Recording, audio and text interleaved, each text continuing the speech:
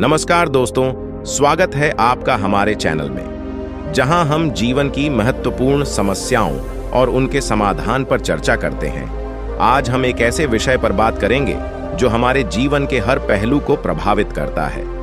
अपने मन को मजबूत कैसे बनाएं? इस वीडियो में हम पहले उन समस्याओं पर चर्चा करेंगे जो मन की कमजोरी से जुड़ी होती हैं, और फिर हम आपको एक प्रेरणादायक कहानी सुनाएंगे जिसमें भगवान बुद्ध ने एक अव की समस्या को कैसे सुलझाया।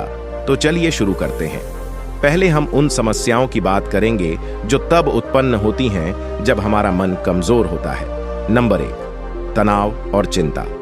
तनाव और चिंता आज के समय की सबसे बड़ी समस्याओं में से एक है। जब हमारा मन कमजोर होता है तो हम छोटी छोटी बातों पर भी अत्यधिक तनाव महसूस करने लगते हैं। हम चिंता करते हैं कि क्या होगा, कैसे होगा, और यह चिंता हमें अंदर से खोखला बना देती है।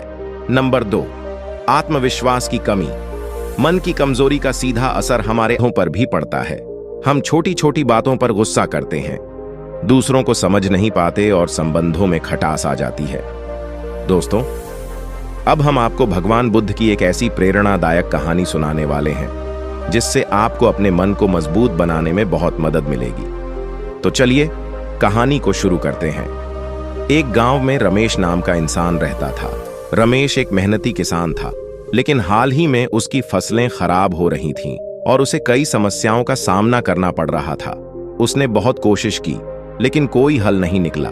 अंत में उसे किसी ने भगवान बुद्ध के पास जाने की सलाह दी।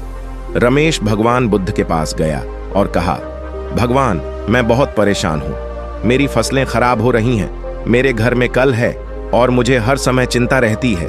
मैं क्या करूं?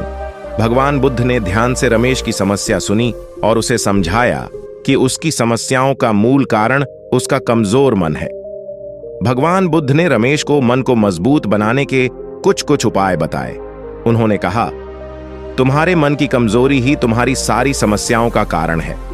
यदि तुम अपने मन को मजबूत बना लोगे तो तुम्हारी समस्याएं हल हो जाएंगी। बुद्ध ने रमेश को कुछ सरल उपाय सुझाए। सबसे पहले भगवान बुद्ध ने रमेश को ध्यान करने की सलाह दी। उन्होंने कहा, रोज सुबह और शाम को कुछ समय ध्यान करो।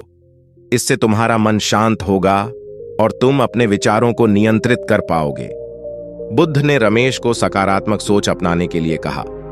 उन्होंने कहा, नकारात्मक विचारों को अपने मन से निकालो और सकारात्मक सोच को अपनाओ। हर समस्या का समाधान होता है, बस उसे देखने का नजरिया बदलना होता है। भगवान बुद्ध ने रमेश को एक संतुलित जीवन जीने की सलाह दी। उन्होंने कहा, अपने काम और परिवार के बीच संतुलन बनाओ। काम के साथ साथ अपने परिवार और अपने लिए भी समय निकालो। भगवान बुद्ध ने रमेश को आभार व्यक्त करने के लिए कहा। उन्होंने कहा, हर दिन अपने जीवन की अच्छी बातों के लिए आभार व्यक्त करो।